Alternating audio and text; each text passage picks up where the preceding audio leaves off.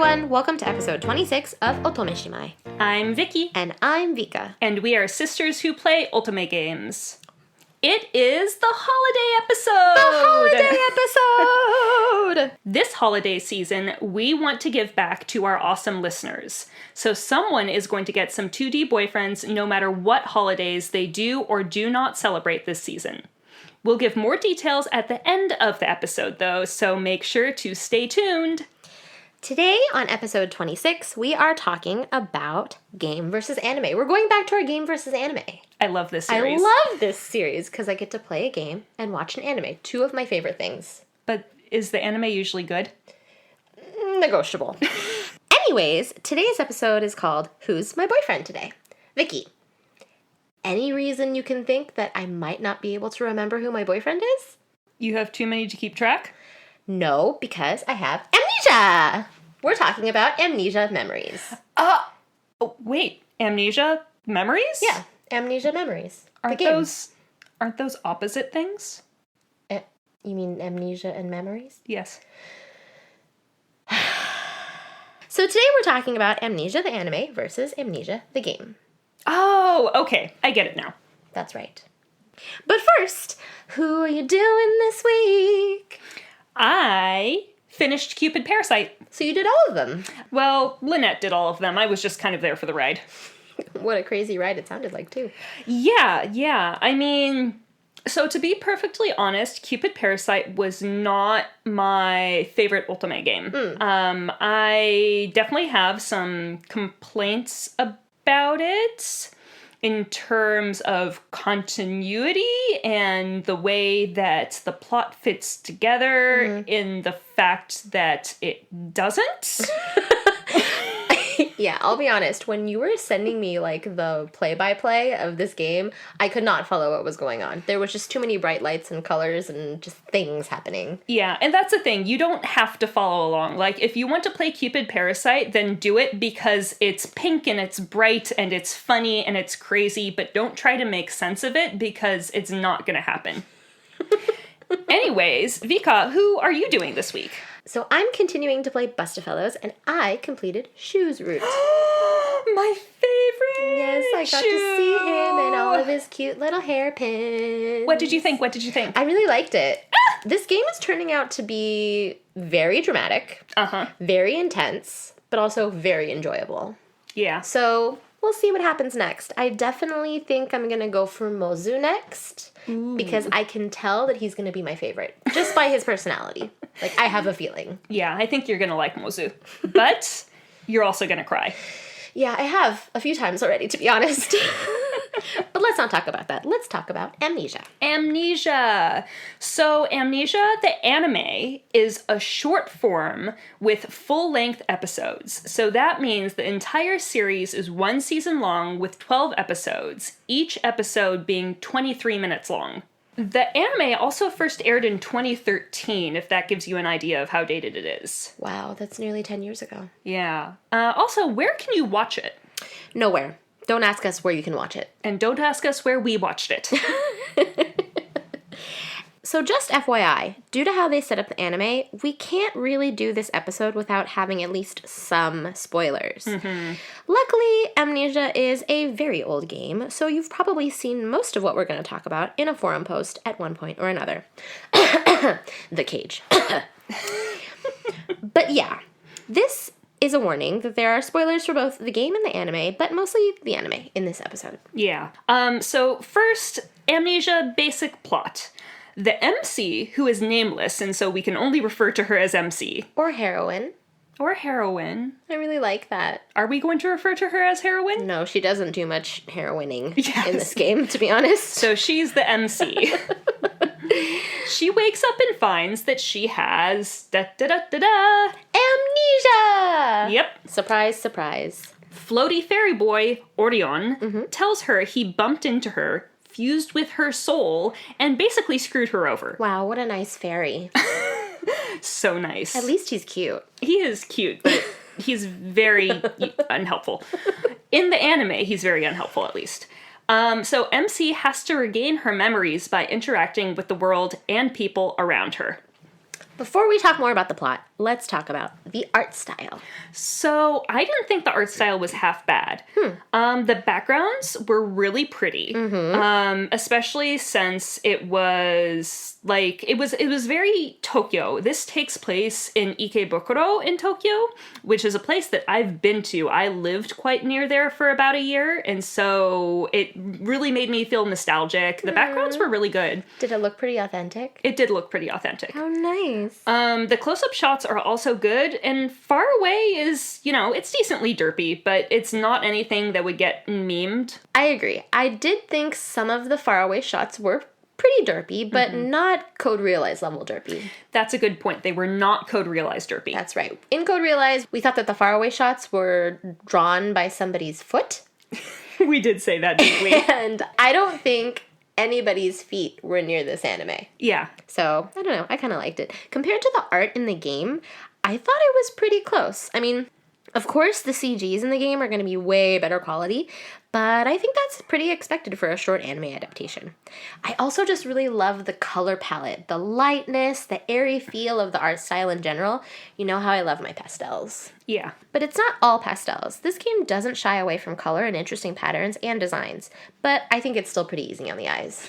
Ooh, also keeping in line with the game artwork, all of the characters are just sticks made of 75% leg. That's right. I think that was one of the first things Vicky noticed when we started watching it. She was like, why do they have so much leg? They do. Nobody has that much leg. It's only in Amnesia. Yeah, their bodies really are 75% leg. I don't understand. Yeah. But it really shows off the design of their pants. I'm pretty sure that Shin's pants are boots. Just like Kent's outfit is all belts. That's true. Anyways, let's go back to talking about the plot. So, the plot in the anime versus the game. Here is the thing. Vika played Amnesia. I didn't. But Vika also does not remember playing Amnesia. So this was a really interesting experiment.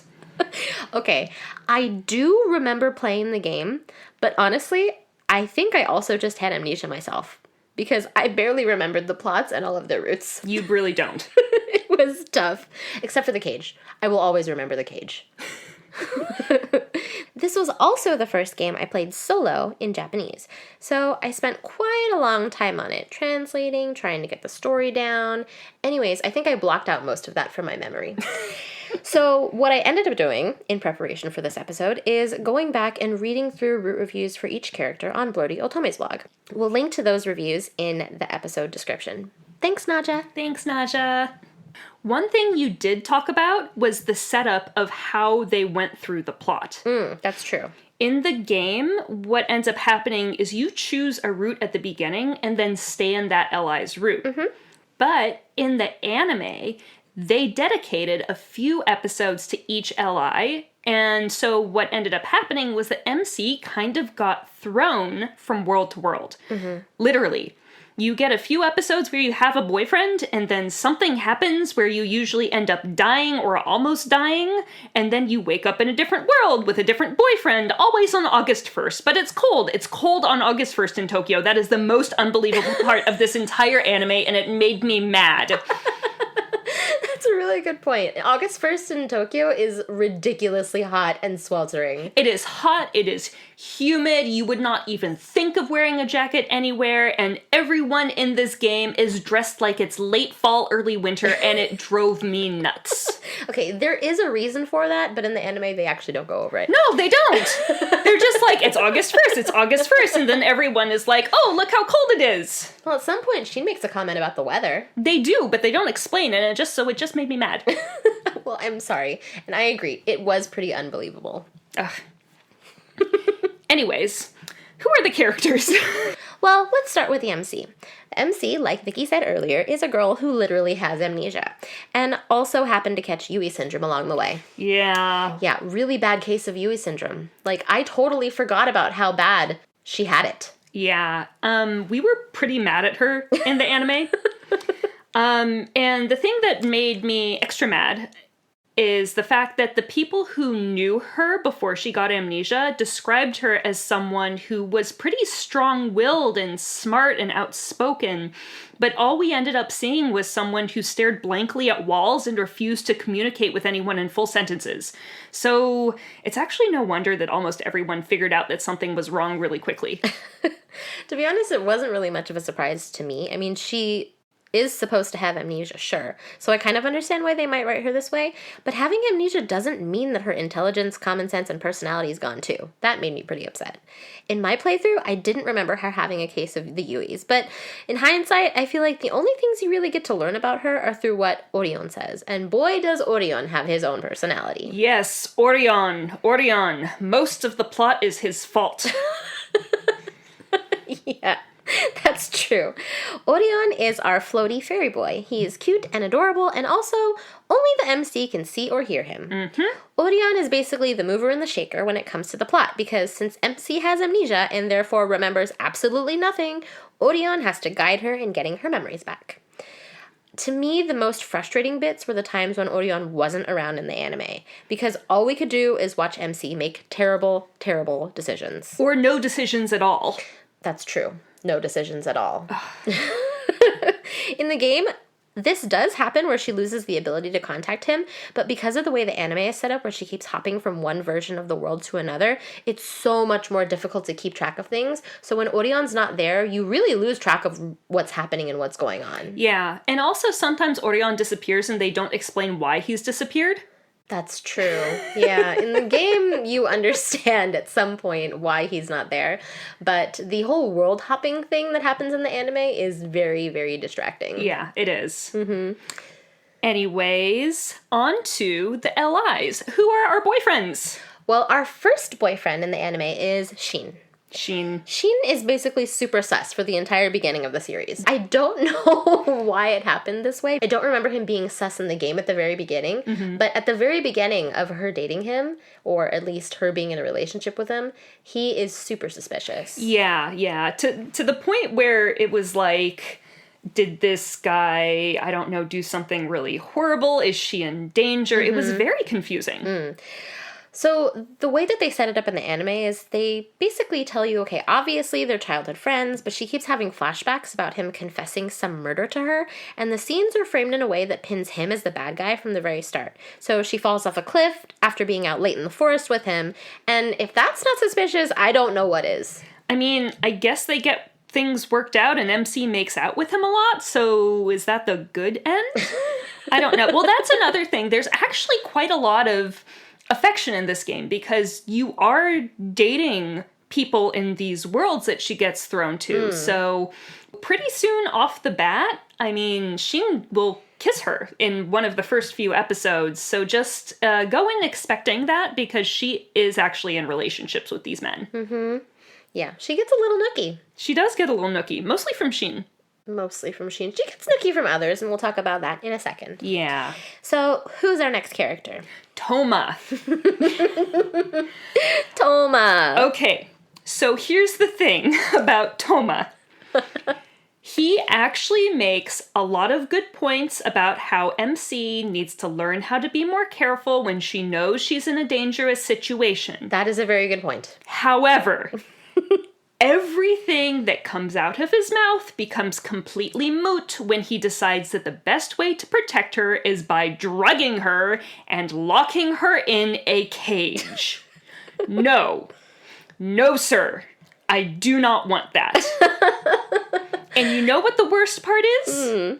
The worst part is that Orion suddenly goes, "Oh, he's only doing this because he's trying to protect you, so it's okay." It's not okay.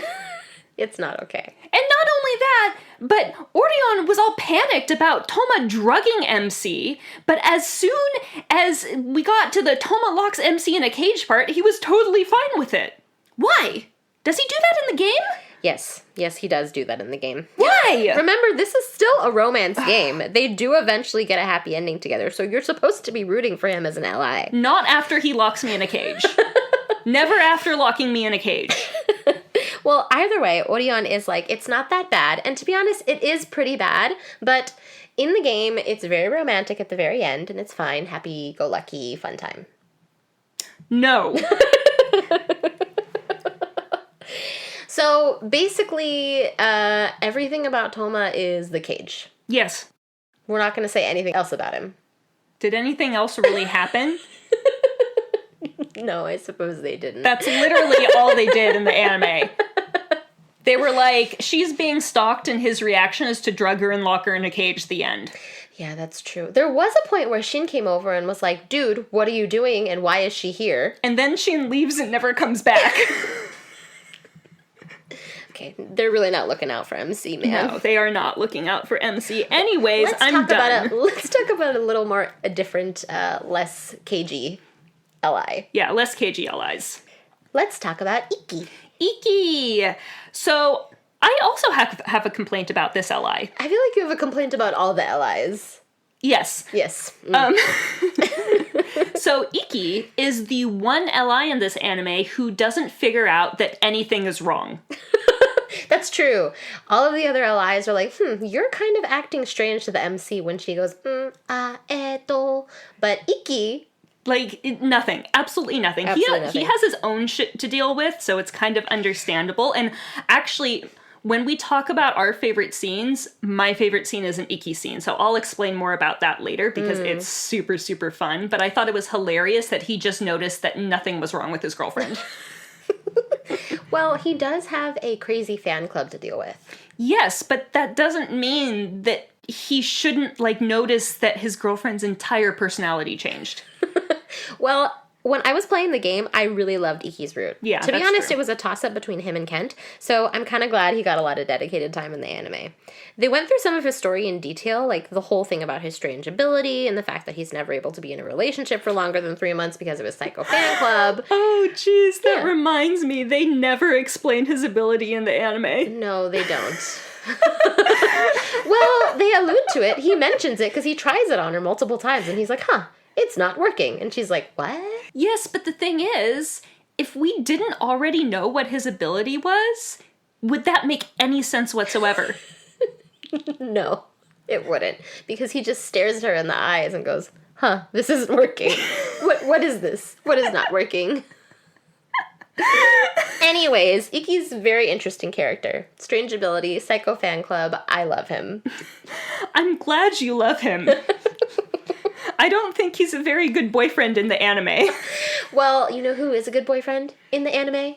Yes, I do. Kent is a good boyfriend in the anime. Kent is wonderful. I like Kent a lot, and the reason why I'm mad about this is because Kent only got one episode. That made Vicky really, really mad. I was so shocked when we watched the anime, and Kent really did. He got one episode. And it wasn't even an entire episode. It was like 3/4 of an episode. Mm-hmm. And then she jumped ship, or rather worlds. Ugh. But at least Kent actually figured out something was wrong with her. And then when she actually came out and explained it all in detail, he listened and actually thought it through. You know what else makes me mad? What? We didn't get any sugar from him. I'm trying to talk about Kent's personality, and you're just telling me about all the things that made you mad? Yes. Okay. I wanted to at least get a butt grab. I know. Why? Nothing. Why? Why can't I grab Kent's butt? Nothing. Shin got nookie. Toma even got nookie. Everyone got some type of romance thing, and I think Kent and MC held hands for 0.5 seconds at one point. I mean, he is kind of antisocial and doesn't know how to interact with people. That doesn't mean he doesn't deserve some love. Agree. He does deserve love. I thought they did a pretty good job of representing his personality in the anime, though. True. His character's supposed to be, really analytical, kind of a robot. I mean, he's a math genius, for goodness sakes. So it made me laugh when he confronted the MC and was like, oh, I tried to think of ways that you'd be acting like this, and the best he could come up with was somewhere in between, oh, she's being really emotional, i.e. probably on her period, or she's been abducted by aliens. So it's a really good thing that this anime aired well before our lineup and size up of Collar Malice, otherwise we'd have to sue them for copyright infringement. That's right. Enomoto had a very similar experience in Collar Malice. Well, at least in our episode of the Collar Malice podcast thing. That's right. Yes. Abducted by aliens and menstruating. I don't know.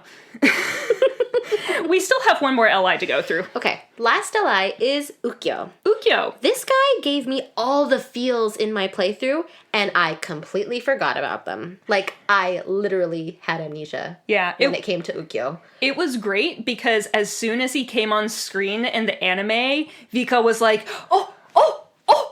And it's like everything just came back to her and she got super emotional and started talking a mile a minute. And I was like, I'm trying to watch this. I mean, he has to go through some really traumatic shit in the entirety of this game because you don't get to find anything out about why he's following her around and murdering her left and right and center until you actually do his route. So I didn't play the game. So the only thing that I felt from this anime was, wow, this dude's crazy. Because that's basically all they show. I mean, they do kind of, he sets it up a little bit, where he tries to tell her, like, hey, this is the reason I'm here, and this is why you're jumping worlds, da-da-da-da-da. But, yeah, he was pretty crazy. The last 2 episodes of the anime were explanation, and it was a bad explanation.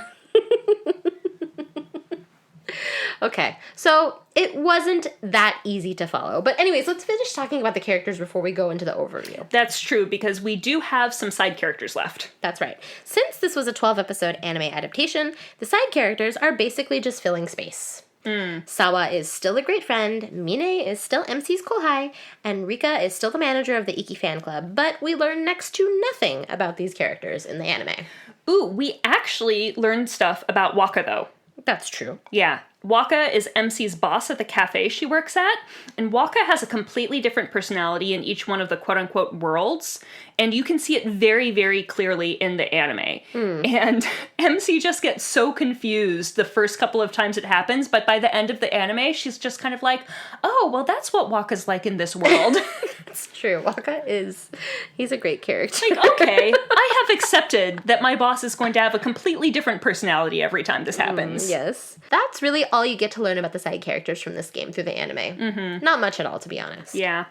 Should we talk about our favorite scenes? I think we should talk about our favorite scenes. Vika, what are your favorite scenes? I feel like I say this with every game versus anime, but I love the opening. The opening was good. Is so good. Like, the song was banging. I wanted to sing along every time. To be honest, I really just either love or hate the opening songs to these anime adaptations. There really is no in-between, and I know people will get mad at me for saying this, but my other favorite scene is the cage scene. I'm sorry, I just couldn't help getting wrapped up in the absurdity of it. I love you so much, you're like my sister, so I need to lock you in a cage forever to protect you from everything, me, and even yourself. And Orion's in the background being like, well, he's only doing it because he cares about you. And MC's like, yeah, he wants to protect me. That's how we know he cares about me. It's so sweet. Anyways, there were so many face palms and yelling at the screen from my point of view and from Vicky's point of view. It's really memorable. Frustrating, hilarious, and memorable. Yeah, this was a scene where we had to pause quite a few times because we couldn't take notes anymore. We just wanted to yell for a little bit. Cage scene. Oh, goodness gracious. Yeah. At least they did it justice in the anime. It was a big part of the game, and they did a great job of portraying what happens in the anime. That is very, very true. They did a wonderful job of portraying the fact that this is stupid. Okay, so I told you what my favorite scenes were. What are yours? So I'm going to say the opening too, first of all. There's one specific part of the opening, actually, that was just the coolest thing ever, and it's actually probably one of the coolest things that I've seen in an anime opening ever, and it just sucks that they couldn't have done more cool things with this anime in general. And that was the part where at one point you see MC kind of floating through space, and then I think it's Shin is like leaning towards her as if he's going to kiss her, and then suddenly in rapid succession it changes to all of the different LIs. Yeah, it like shuffles through them all and like very quickly. It was so cool looking. Yeah. So if you guys are going to look up anything about this anime, look up the opening and see that like 0.5 seconds. It's the coolest thing ever. It was a great part of the opening. The song was also good. Yeah, You can't say the song wasn't good. The song wasn't bad. It wasn't my favorite, but it wasn't bad. But in terms of actually, like, story in the anime, there is a scene in one of Iki's episodes where he gets drunk. Oh, right. He walks to her house. And he stands outside of her apartment and calls her. Yes, so he drunk dials her. He drunk dials her. And it was wonderful because he was like, no, you stay up there. Just talk to me. Like, I'm feeling down and I want to hear your voice. And then after telling her, just talk to me, I want to hear your voice, he talks over her nonstop for 5 minutes, hangs up, and leaves. I'll be honest, it sounds like a very realistic drunk dial. It was the most realistic drunk dial I've ever seen on television ever. Because that is what happens. The man who likes you will call you and be like, I miss you, I just want to hear your voice. And then they won't shut up, and then suddenly they have hung up without you saying anything. This is what happens. I don't remember if this happened in the game or not, but it was a pretty great scene in the anime. I loved it. Yeah, it was wonderful. very funny. It was so realistic. Okay, let's talk about our overall thoughts. So I feel like now we have a good scale of like anime based on Otome games because Diabolic Lovers was terrible. Yes. Code Realize was pretty great. Yes. And Amnesia is somewhere in the middle. That's true. I would agree with that. Yeah. I probably wouldn't recommend it to anyone who isn't an Otome fan, but they did do a pretty good job of creating a somewhat coherent plot. Plus, MC got a little nookie. Kent got ripped off, though, and I will forever be mad about that. Totally. Kent really did get ripped off. Every LI got at least 2 entire episodes to themselves before she dies and gets transported into a different reality, and poor Kent, with barely an episode dedicated to him before Toma took over. Actually, overall, I wasn't too mad at it. I think they really did a good job of outlining the plot in a way that you could follow so that you can kind of understand what's going on from part to part. I don't think that you need a lot of background knowledge in order to watch it, but there were some weird little plot holes that you might want to get filled in by playing the game. I mean, we don't know why the weather was funky on August 1st, and we also don't understand why Iki has a psychotic fan club. So there you go. That's true. What about you guys? Has anyone else out there watched the Amnesia anime? And what did you think? Let us know in a comment, email, or on Twitter. We're on Twitter a lot. We are on Twitter a lot. Well, I'm on Twitter a lot. Well, Vicky's in charge of the Twitter. I am. I just do things when I feel them. Anyways. If you like what you hear and would like to support us, we have a Buy Me a Coffee account where you can donate to us keeping the podcast going.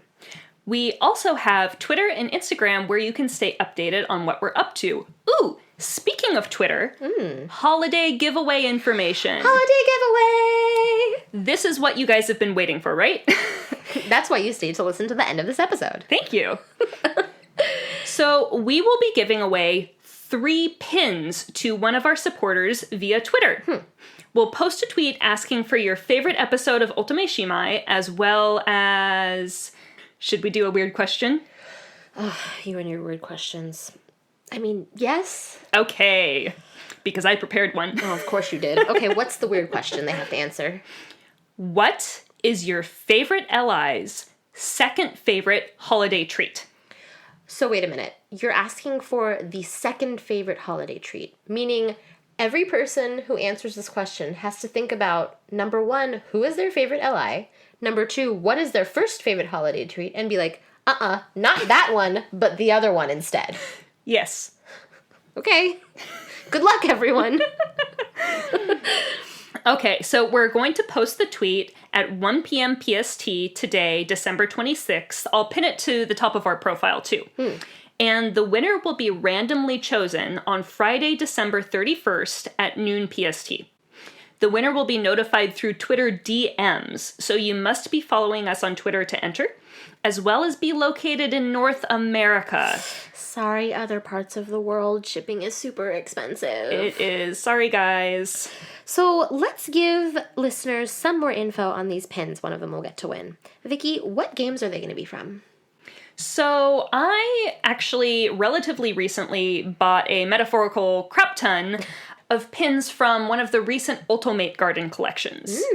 So a number of those will probably be in the mix. I also have a lot of Diabolic Lovers pins. I wonder why I have a lot of those. I mean, we do love us some vampire ASMR. That's true. You have a lot of those too, don't you? I do. I really do. Anyways, so please go to Twitter, give us a follow, comment on our post answering these 2 questions, and we look forward to seeing all of your answers. Thanks everyone for listening. Bye!